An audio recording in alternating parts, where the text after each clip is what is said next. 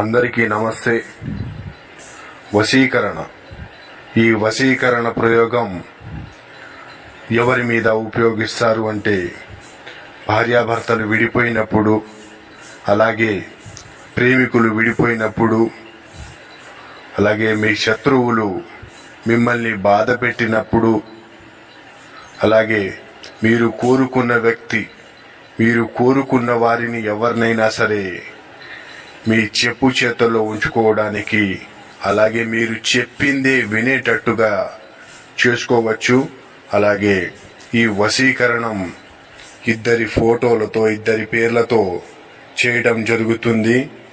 అలాగే మీ ఇంట్లో పిల్లలతో సమస్యలున్నా, అత్తామామలతో సమస్యలున్నా, మీకు ఎటువంటి సమస్యలున్నా కానీ పరిష్కారం అనేది తప్పకుండా లభిస్తుంది.